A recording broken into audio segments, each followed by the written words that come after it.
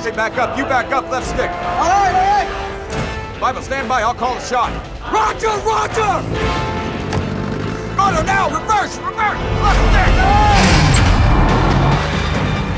Bible, steady.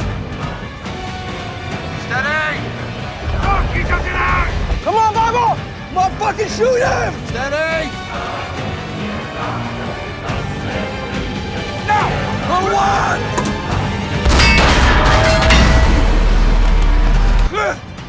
Tight throat. What a wall. Jesus Christ.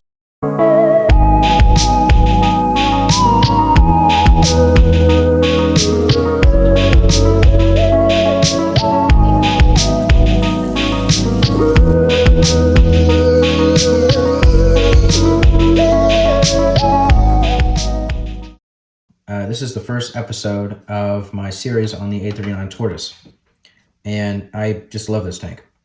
I'm hoping to do a lot of new techniques I've never done before. First off, being the whole RC setup of this tank, I'm going to have nearly every aspect movable and try to emulate nearly everything it can do in real life. Then I'm also going to be using some new techniques that I've learned about painting and weathering, which is going to be a brand new thing for me. I've never done any weathering before. And I'm hoping to make this build a lot easier to follow.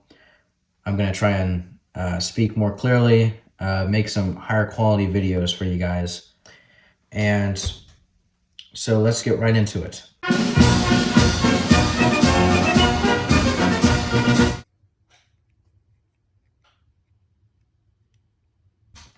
All right, so I figured out how I'm doing the suspension. And basically, you take just a little piece of sprue, like this, and you can see the wheel, actually, one of the rollers spins just fine on this. It's like the perfect width. So I decided to take that, and I've drilled a hole in the two pieces on the end here that are holding the axle together. And so I've cut off the end, and then I drilled a hole through it, and I made it just wide enough so that a piece of the sprue can rotate in there just fine. And I've done that for both of them. And then I've taken one of these pieces and just glued the end pieces to this, which is just like how it would work in the instructions. And so now you've got an axle that can rotate freely and the wheels that can rotate freely. And then the axle is connected in the center to one of these pieces. I don't know the names, but I hope you can follow. But so that means the wheels can rotate, and then the center piece can also rotate in here, which is what we want. I've got two of them, and I need to make 16, I think is right. So yeah, let's get to it.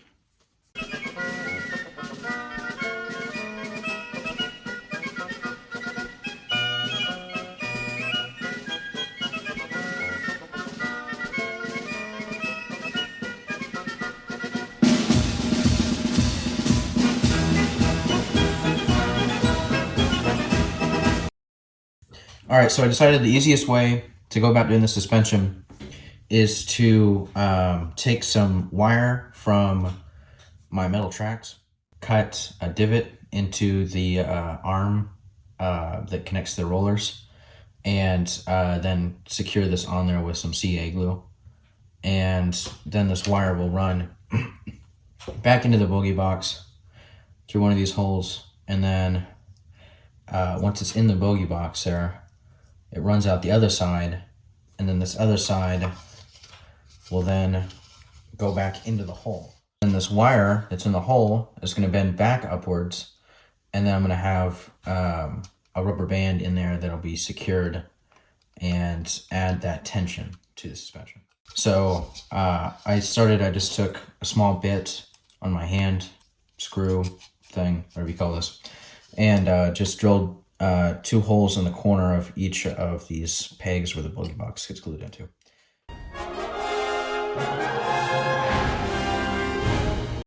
the next piece is going to be the drivetrain.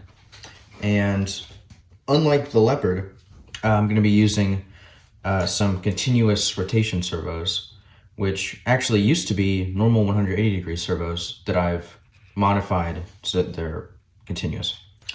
And what I've done is, you can see on this side, this is what comes with the kit. You have your sprocket here, your drive sprocket, that fits right into this little divot in here.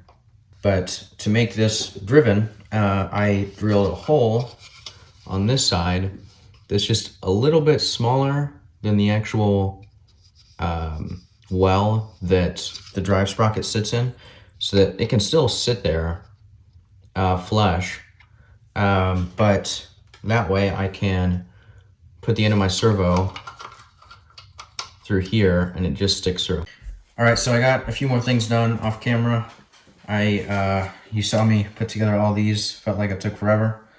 And I built the return rollers, and then I built bogey boxes, and I'm using this to test out the rubber band suspension that I had in mind. And so I thought it would probably be more efficient. You can see the suspension's working out. I'm really happy with it. I think I'm going to use this rubber band type. And you can see here, like, it's just these wires that act almost like arms that you can just add tension to.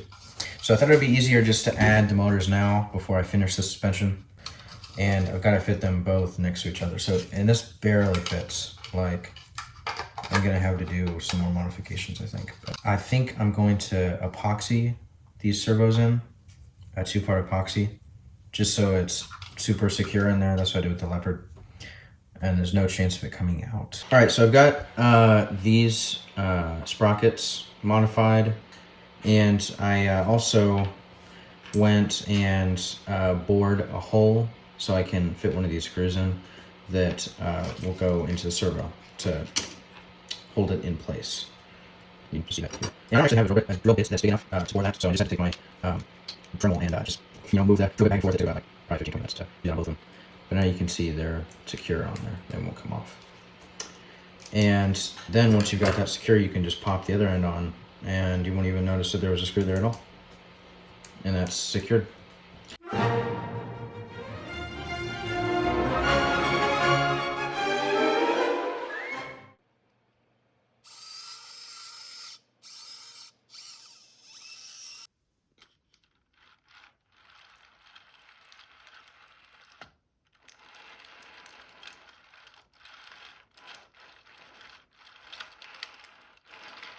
The plan worked. I've put in all the suspension and everything's ready for the tracks. And it's just amazing. So I have a battery in here right now because without some extra weight, the suspension just like raises the tank up really high. But you can see it. It's just so smooth. Everything just rolls very nicely. All right, so the tracks are a pretty quick process. If you buy your metal tracks, they should come in a box like this, and you should have a whole bunch of links and then your wire. And some metal tracks don't come with the wire. If they don't come with it, then I just have this thin copper wire I use instead.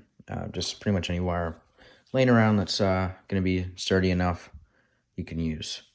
And so these links are kind of special because they normally, like on the Leopard, the tracks have just one wire that runs all the way through that connects the links together. And so you can see that on each end, I think. And it's different on the Tortoise because you have this little block in the center that prevents the wire from going all the way through. So you have to put a wire in on one side, glue it all up, and then put the wires in on the other side and then glue them up. So it takes a bit longer, but this is a little finished segment I've done, and it works pretty well. Looks pretty nice. And then once you super glue them all up, I use this Insta-Set stuff. You can test it out on the tank, And then eventually I'm going to go ahead and burnish it.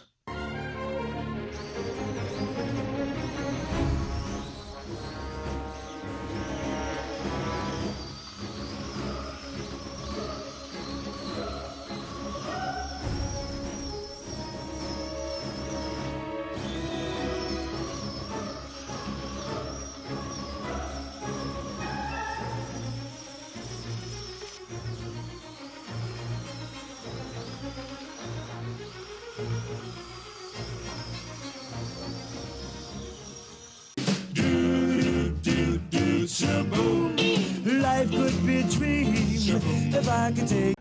We're going to move on to the armament. And the Tortoise actually has a lot. And so I had to pick and choose which ones I wanted to add functionality to.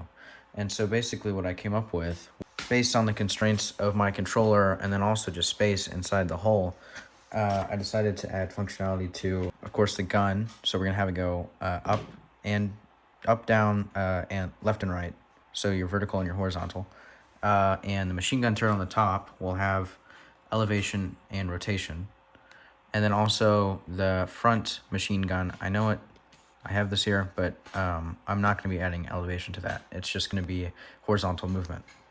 It appears that I have just enough room to add all of that. So I've done some messing around, and most of the mechanisms are going to need a basically like a knuckle joint or a ball joint.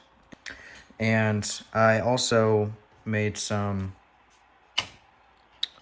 design ideas for the other parts in here. So I'll talk about the front machine gun first.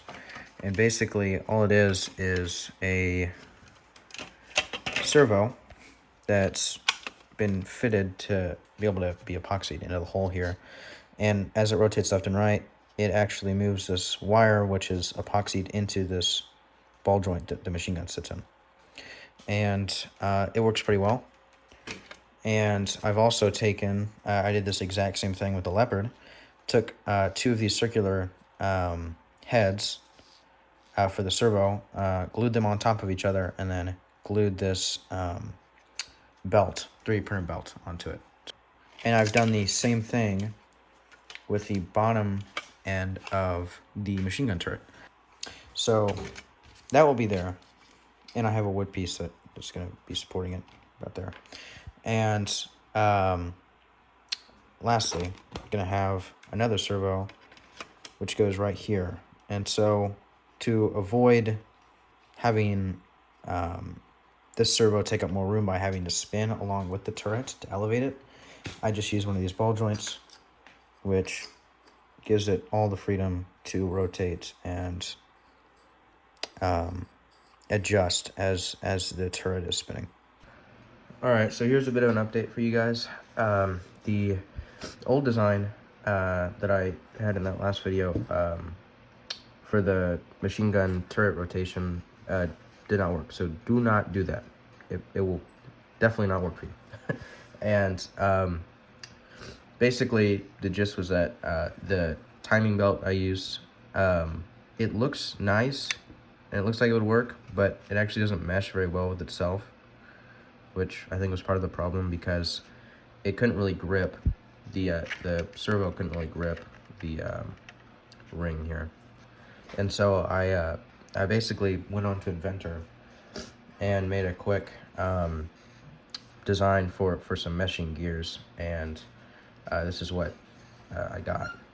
And I actually glued this on earlier with some super glue, and I used a little bit too much and it stuck itself to the outside, so that was not good. And in the process of trying to fix that, it broke. So it still works perfectly fine like this, I hope.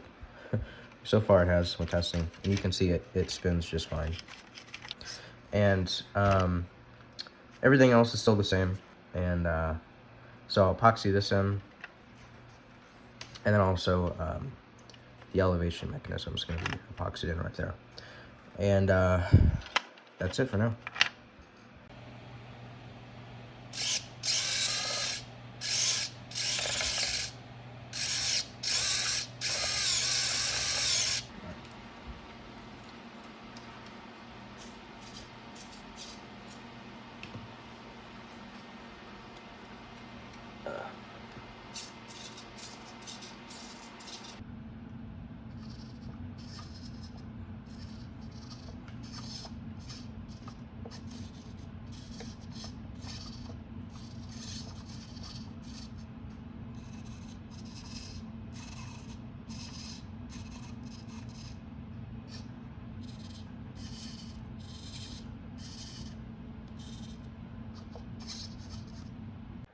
All right, so I've got all the servos and mechanical systems working on here.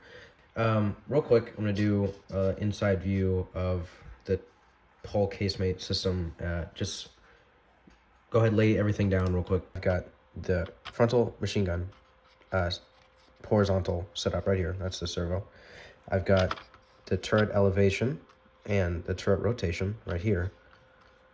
And this is a continuous rotation. And this is the only continuous rotation in here. That's why it's making this annoying sound. The rest of these are all 180.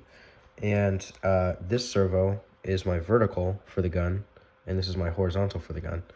You can see I have all the ball joints, like what I talked about. And you can see the wire will slide through there, but it keeps the gun from rotating like this too far.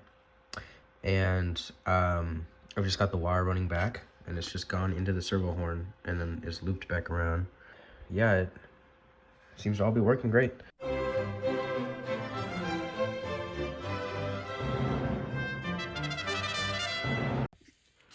All right, so the electronics are pretty simple on this build. They're going to be similar to the Leopard, except it's going to actually be cheaper all around, and actually it's going to be half as complex. I decided that a small 2-cell battery would be the best option, and this is the one I just had lying around. It's a 7.4 volt 2-cell LiPo. I'm just going to have this stored at the very bottom of the Tortoise, and there's this little hole I drilled into the hole that allows for the balance lead to stick out. And so you can actually pull it out from the bottom and charge it, and then you can also push it back into the hole and it just stays in there. I took one of these cheap little ESCs that I bought on Amazon that I have a link to. And I use these on the Leopard. They work pretty well, but I won't actually be using them as an ESC. It's just going to be taking that power from my 2-cell battery and lowering that down to the 5 volts that the receiver needs. And so the ESC is going to be stored down here underneath the engine deck of the Tortoise. And so this switch, I don't know if I showed you guys this yet, but basically I have the piece here that's the hatch for the cupola right here.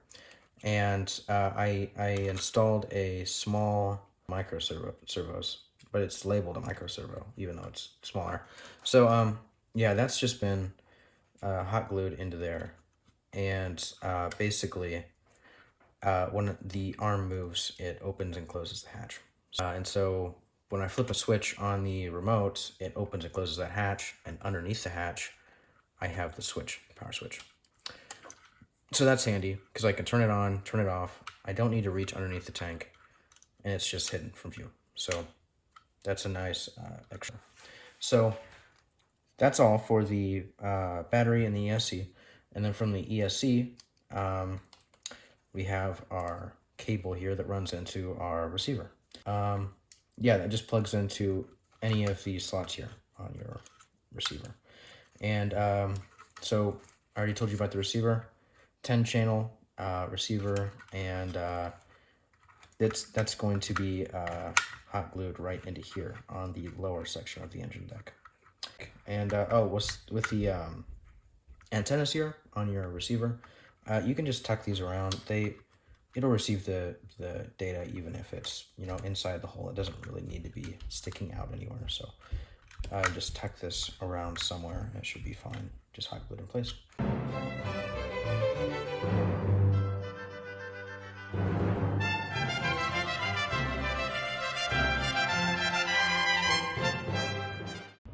So we have a bit of a problem, and I didn't catch this on camera, but I basically tested all the components. They're all running just fine, and so I glued on the top part of the Tortoise, and it took about 20 or 30 minutes to put on. I finally got it all dried. It was looking great. I turned on the power, and it's just fine. I'm moving around, test everything. Then all of a sudden, pop sound, and I see smoke coming out of the top. So turns out, do not use these electronic speed controllers. They cannot handle anything, I guess, because so I had this glued to the top of the hole, and it went ahead and burnt the top of it and warped everything. So this whole area, I'm gonna have to try to sand down, rescribe, and remake all those details. So not excited about that. Do not use these.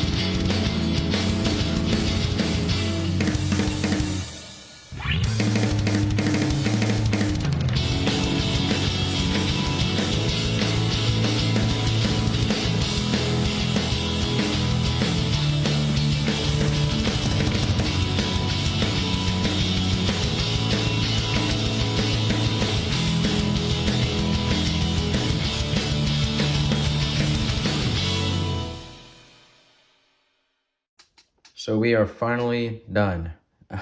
Put the last piece of photo etch on yesterday, and taking some final photos today before painting. But as you can see, everything's finished. So I think so far this is the best model I've done.